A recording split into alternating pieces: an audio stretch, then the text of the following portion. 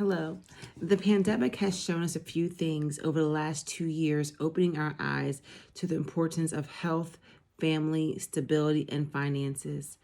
From a personal standpoint, I believe if you are currently employed with a company, it is best to stay with them as opposed to becoming an entrepreneur right now. Receiving consistent income weekly or monthly deposited enables financial security for yourself and your family. Also, do you have some benefits with working in an organization, including eligibility for employee rewards, such as a bonus, annual work reviews to receive a raise, and allowing you to further your career opportunities? As we are well aware, one of the issues currently we're facing is inflation across the globe. From January 2022 through March, we've seen amazing prices increasing, whether it's groceries, gas, also in childcare, aftercare expenses, and even cost of living has significantly increased. So during this time, it is very important for us to have that stability with our work and also to ensuring that we're able to provide for ourselves and our families. As we can see in this slide demonstration for inflation, this was taken on a poll. You can see the percentage worried a great deal about inflation is nearly as high among adults earning over $100,000 or more, which is 58%, and among those with less than $40,000. So we can see a couple things here, economic problems, where we have, like for example, the fuel oil prices went from 2% back in January to now 4% increase. The high cost of living was in January 8% and now as of March 17%. So there are a few other key items focused on inflation here, but the majority still rules that everything is still going up. Whether it's in high increments or little increments, we are still in that era where things are unstable for us. Another main important topic when it comes to being an employee versus an entrepreneur is benefits, life insurance, health insurance especially. While employers, they do contribute the cost of the insurance plan. Employer contributes are not taxable to the employee, and also employee portions can be paid pre-tax depending on income through associated plans. And also in an organization, you can receive excellent 401k benefits to help you provide for your retirement.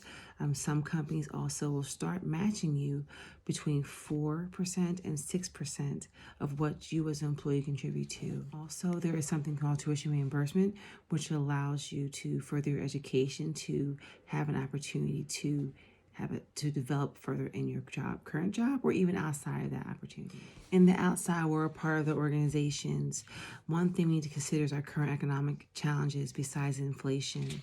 So we have inflation as one of the major factors, as it is continuing to be reviewed by Federal Reserve. They introduced their bond buying program, which also pushed the interest rates higher, slowing up economic growth. And then with the COVID-19 pandemic, still a huge concern in developing countries due to scarce vaccine availability.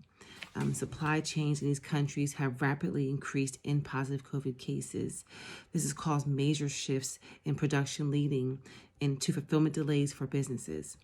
And then we also have employee shortages in these factories, such as supply chain problems first acknowledged when production in China shut down. Regional shifts occurred in production temporarily taking place in Vietnam. So instability also we're dealing with between U.S. and China is still from last administration.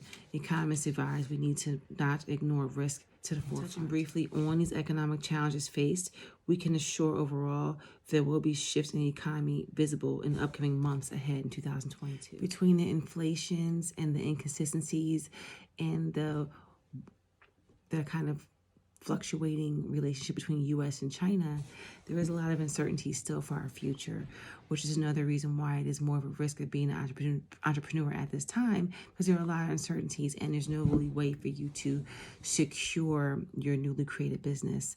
This does not take away the fact that it will be successful, but looking at an organization where they have already established certain things for their current employees, such as the 401k benefits, the health and benefits, the consistent paychecks you're able to receive.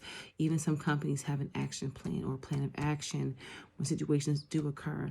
I know for myself personally, my jobs, if they had to have laid off, they do offer the care packages to give to the employees if we have to do cutbacks. And there are other options available they have to further support the employees during times that are uncertain. So the overall point of view is taken from employee versus entrepreneur.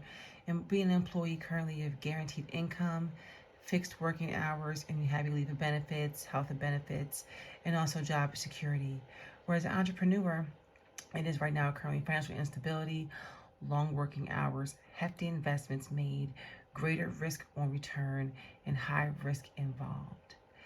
Although it may seem like a great asset to have, currently it's not stable to really make those financial risks, especially when it takes money to make money in this day and era. After looking at all these considerations and on what the differences are between an employee and entrepreneur during these times and the current financial stability we're in economically, this is one of the reasons, or multiple reasons, why I say right now is a good time for you to stay at your current job versus venturing out and becoming an entrepreneur. This does not mean a few years from now you cannot go towards your passions to extend into your hobbies. But for right now, it's best to stay vested as long as you can in your company to be able to provide for your family benefits, food, everything needed in this day and age. Thank you for your time.